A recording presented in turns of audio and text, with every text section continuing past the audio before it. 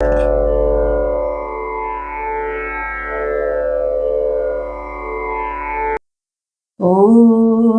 श्री परमात्मने नमः।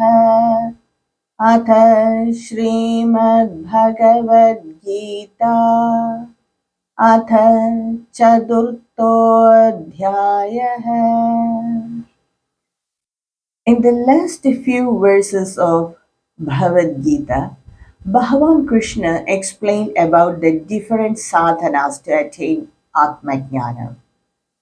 He explained all those sadhanas through the example of yajna, sacrifice.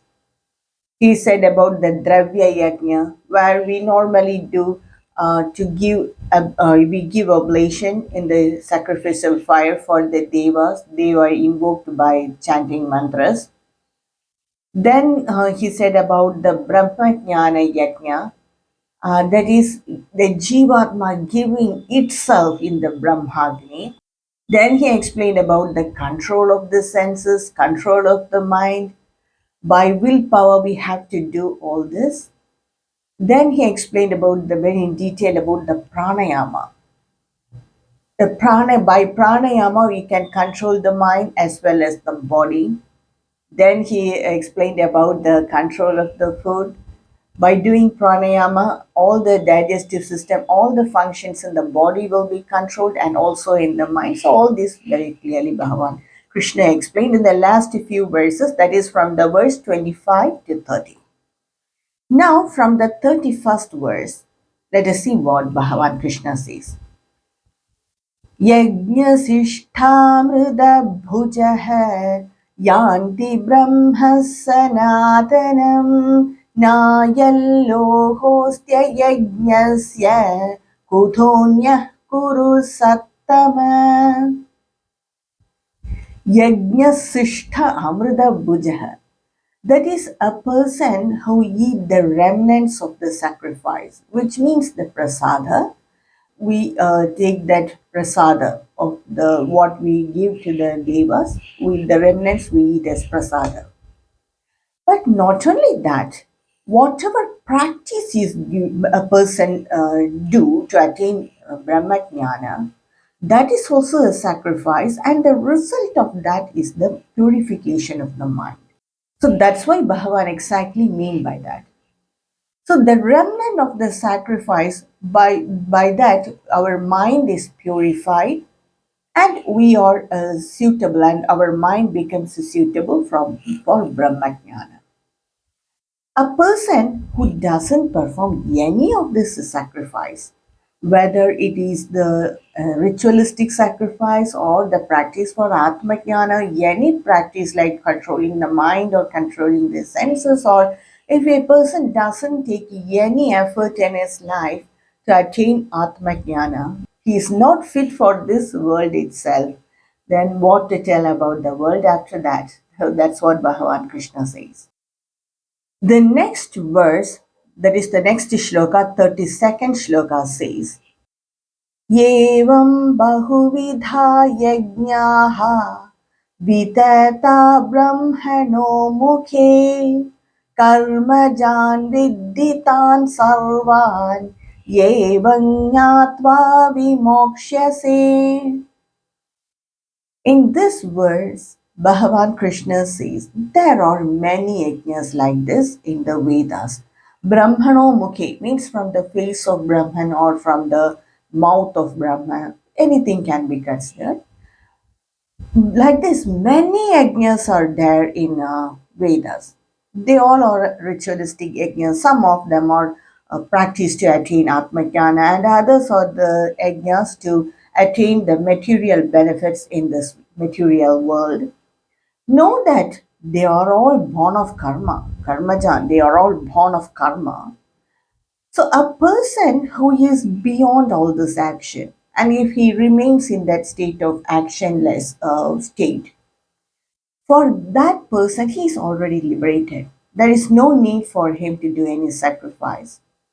So all the other people, they have to do any one of the sacrifice, either the ritualistic sacrifice as prescribed in the Karma Kanda of the Vedas, or we have to practice Atmajnana. Different sadhanas are there to practice Atmajnana.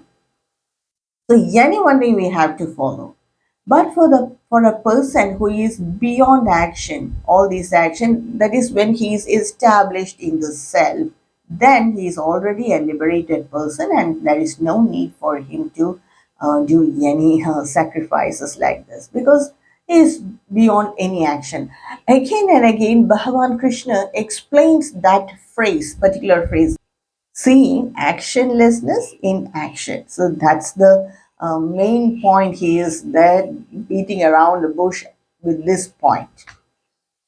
So all the other things are karmajan vidhi. Yeah, so the person who is beyond this, all this action, he is liberated. Know that person is already liberated. The next verse, that is the verse 33, Shloka 33 of chapter 4 of Bhagavad Gita is Shreyan dravyamayaad yajnat jnana yajna parantapa sarva karma khilam partha jnane parisamapyate. So Bhagavan gives a lot of importance for the Brahma Yajna. He says, even though you perform all different types of yajna, the best, Shreya, the best among all of them is the Brahma yajna or the Jnana yajna. Because even though when you do any action, all that action end or culminate in knowledge. So why perform the action? Directly go to knowledge. So whatever karma a person does, the meaning of that, that is the internal meaning of that, is the jnana. So practice Brahma Jnana itself, and that's why Bhagavan Krishna tell that among all the yajnas, Jnana yajna, that is the Brahma yajna, that is explained in the 25th verse. Bhagavan Krishna says that is the best. Because whatever action a person does, all the action end in jnana. So go for it directly. The next shloka is, that is the 34th shloka. Tadvidhi pranipatena pariprashnena sevaya ubadikshyanti te jnanam jnaninas tattvadarshinaha. So Bhagavan Krishna said that jnana yajna is best. And now one has to attain knowledge. How to attain knowledge? It's not so easy, and we all have experienced that knowledge. To gain knowledge, we have to strive a lot. Knowledge doesn't come as just pushes as, and it will not come like that. Drop by drop we have to learn that knowledge. It is so difficult, and so it takes so much time to attain the complete knowledge. So all the time we will be in that process of learning only, but without any failure, or without any laziness, or without any discouragement. We have to continue attaining knowledge in spite of all the failures we face. Only then we attain knowledge. So that difficult is attaining the Brahmajnana. Any knowledge is difficult, but to attain, especially to attain Brahmajnana, it's very difficult, because no one knows where that knowledge is, where to attain the book, where to go to that, which guru to go. And Bhagavan Krishna says, when a person decides that he has to attain knowledge, then he has to go to the guru. There are different types of gurus in this world. Some are very common and some are very rare, and according to that, I grade them. The most common among all the gurus is they have Atmajnana. They attain Atmajnana by reading the scriptures, by reading the granthas, prakarana granthas, itihasas, everything, and they have very perfect Atmajnana. But they may not have the experience of Brahman. They would have not experienced the self. That experience they will not have. But they have perfect knowledge about Brahman or Atma, or about the self. because they have followed that traditional path of Vedanta, they have attained knowledge. But rare are the person who has this experience of Brahman. So that is one type of teachers or gurus. So the next type of gurus are they have a perfect knowledge. They would have attained Atma Jnana by the traditional method. They would have gone to Gurukula, attained knowledge. They would have also experienced the self, but they will not have interest or they may not feel to teach others in that regular basis. They may not be interested in that because they will always spend their time in meditating and say, so they may not be interested in that. So, such gurus, if you approach them, they will not teach us on a regular basis. When they feel like teaching, they will teach us. So, that's the problem with that type of gurus. They are not that common, but we can see them. The other type of guru is they may not have that traditional knowledge of learning Vedanta, Upanishad, and then attaining Brahma or Jnana. But somehow, by their own method, either by their own prarabdha karmas or by some method other than this Vedanta, they would have attained that Brahma Jnana and they would have experienced the self also. But their path is very unique. We commonly say them as or call them as Sadgurus. So these gurus, they have their own way, they have their own method of realizing the self, but not by this traditional method. The problem with these types of gurus are it may or may not be suitable for others to follow it. Sometimes it suits, sometimes it is not. Anyway, it is not the time-tested method.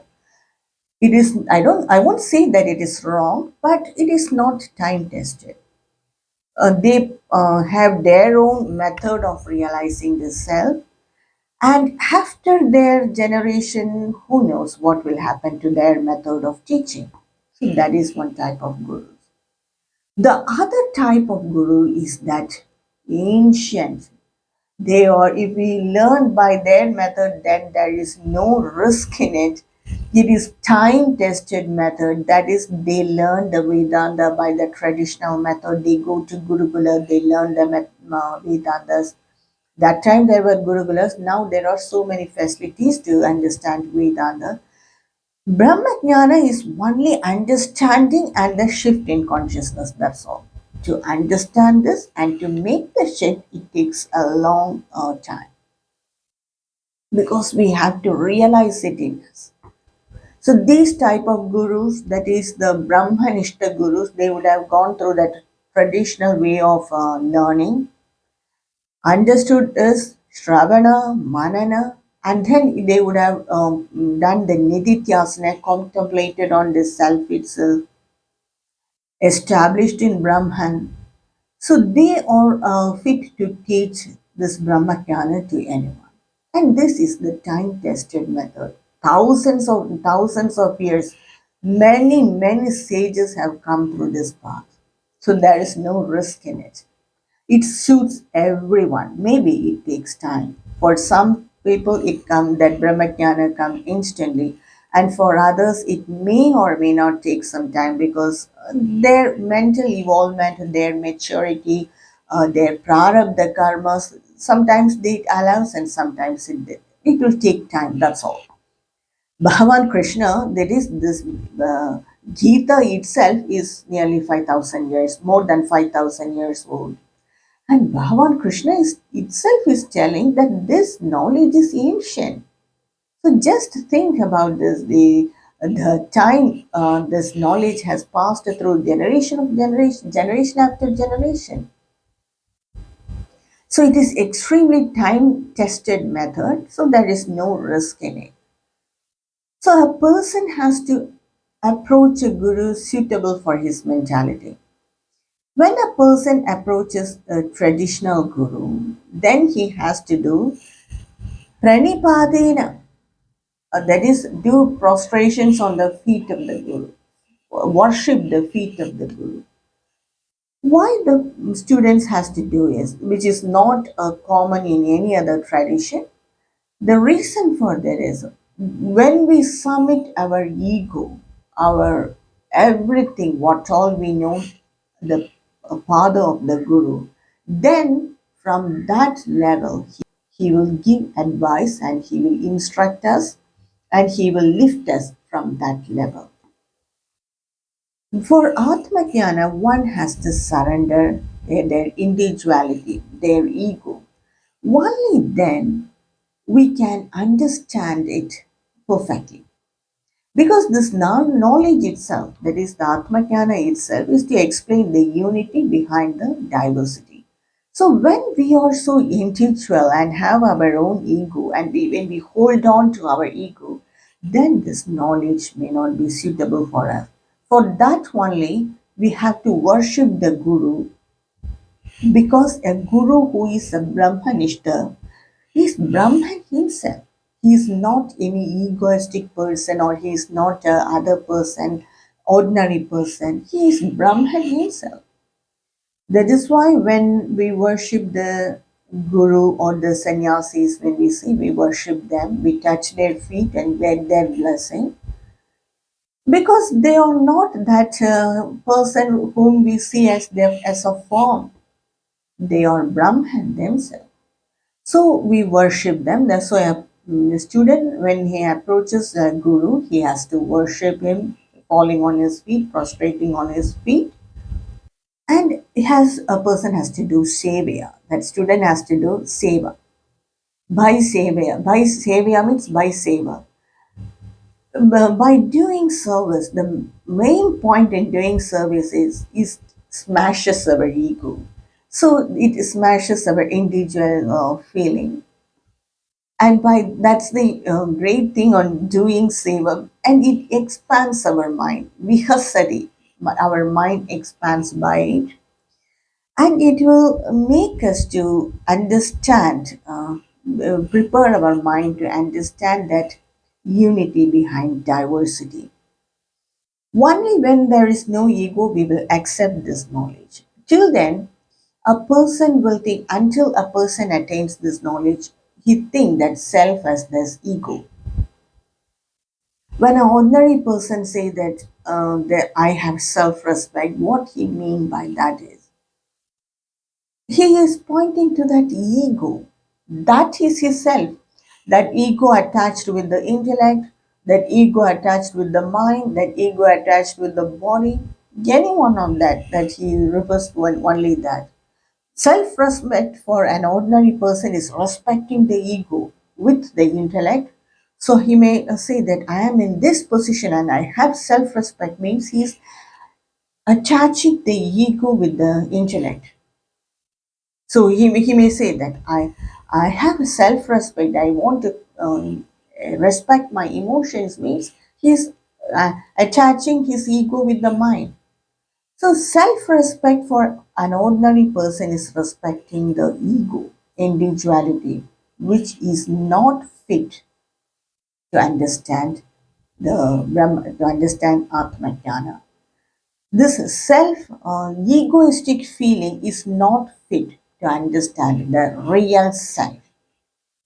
So, by doing service, all this help, doing service or worshipping the Guru, all this will help us to come over this individualistic feeling. After that, then the student has to ask questions to the Guru.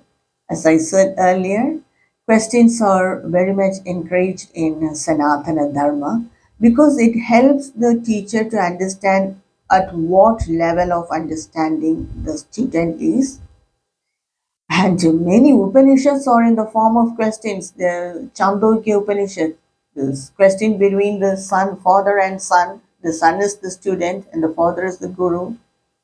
And Prashnopanishad, 6 questions. And the great Kathopanishad, the small child Nachiketa, he just bombards Yamadharma Raja with question after question. So there is no fear or inhibition in asking even the worst or ignorant questions to the Guru. See the Bhagavad Gita itself. How many questions Arjuna asked to Bhagavan Krishna. So, asking questions to a guru is one method. Not only one method, that is the only method to learn Vedanta, to Atmajnana. So, a student, when the guru is free or when he is in a mood to answer questions, then the student has to ask a question. Then, as answer, the guru will instruct Atmajnana to the student. So, by that way, one has to understand Atmajnana. So, it is ourself, but we have to take a lot of effort to understand it. First, we have to have faith in it. We have to have faith in the Guru and the scriptures. Only then, all this knowledge will help us. So, by that way, one has to understand, attain knowledge. The next verse, that is the 35th verse, is यज्ञात्वा न पुनर्मोहम् एवं यास्यसि पाण्डव येन भूतान्यशेषेण द्रक्ष्यस्यात्मन्यथो मयि. So when a person attains this knowledge, then after that he will not have any confusion or delusion in him, because he has understood the self, and he will not have any confusion. And not only that, after that he will feel that all the beings are in his self. And some acharyas say, after this jnana, a person will feel that all the beings in this entire creation are in the self, or see that self in every being. So either way it's right. Either see every creature in this creation in me, or I am in all that creation. So either way it is right. So Bhagavan Krishna is telling, after this knowledge, a person will see every being in this world as are in him. And also he will also see that all the beings are in Bhagavan also. Atmani yatho mahi, in him also. He will also see all the beings in Bhagavan also. So that's the cosmic form which Bhagavan Krishna showed to Arjuna. So after this knowledge, we will feel that all the beings are in us and all the beings are in Bhagavan also. Now, what is the benefit of this knowledge? With so much effort, drop by drop, we have attained this knowledge. What is the use of this knowledge or benefit of this knowledge? Api chedasi pavebhyah सर्वेभ्यः पापकृत्तमः सर्वं ज्ञानप्लवेनैव वृजीनं सन्तरिष्यसि. Bhagavan Krishna says, this knowledge is like plavana. Plavana means raft. Usually there is raft made of wood. By that we sail on the river. But this raft is of knowledge, jnana plavana. So by that raft of knowledge, we can cross over the river of samsara or cross over the ocean of samsara. That person may be anyone. He may be the worst of the sinner. He may be a great jnani. For both of them, this knowledge will work in the same way. Even if he is the worst of the sinner, the cruel murderer, if he attains this knowledge, then he will be established in the self, detaching from the body and mind. So he has done the action by the body and mind. So the repercussion will come to the body and mind. So at that time, performing that great sin, maybe he is involved with that body and mind and he performed that action. Now he has detached from that body and mind and he is established in the self. So whatever comes to the body and mind, he is not affected by it. He is least care about it. It won't affect him, even if he is the worst sinner. Sometimes, even for the great jnanis, some diseases, it may come for them because of their prarabdha karmas. Just like Sri Ramakrishna Paramahamsa, he had problem in his body, and he said that it's not for me, it's for my body. So let the doctors take care of my body. It's not for me. So that level of knowledge one must have. Then, even when the prarabdha karma affect us, we are not concerned by it. It is only for the body and mind. So this knowledge will help the sinner as well as the jnani in an equal way, because it is that powerful knowledge. यथैधांसि समिद्धोऽग्नि भस्मसात् कुरुतेऽर्जुन ज्ञानाग्ने सर्वकर्माणि भस्मसात् कुरुते तथा. Just like how the fire, blazing fire, burns all the fuel. That is, even if you pour ghee in it, that ghee itself will become the Agni. The Agni will consume that ghee. If you put any wood in it, that also the Agni will consume the wood. If you put even garbage, that also the Agni will consume and push out ashes. It will purify, and whatever it is, it will push it out as ashes. Just like that, Basman, just like that, whoever attained this knowledge by that jnana, all their sin, papa or punya, whatever it may be, it will be turned into, it will be converted into that atma jnana. Just like how the agni burns all its fuel. So that's a very good example given by Bhagavan Krishna. The fire of knowledge reduces all actions to ashes. So even if it is a papa karma, it will be reduced to ashes. Even if it is good deeds, that also will be reduced to ashes. So one may think, even if I am a sinner, I can attain this knowledge, or even if I am a great dharmatma, I will attain this knowledge. So what is the difference between it? The thing is, if we are a sinner, then it will take time for our mind to get purified and for this knowledge to enter our mind. We may not have that purity of mind to understand this knowledge, but by doing good deeds and doing punya karmas or leading the life according to the dharmic way, then our mind will be comparatively easily purified and we can understand and be established in the self. But a person who has done a sin or done papa karmas or led the way on the adharmic way of life, then it will take a long time for the person to digest this knowledge. But once and he digests this knowledge, then the way that he exists is not different from the way a jnani exists in the self.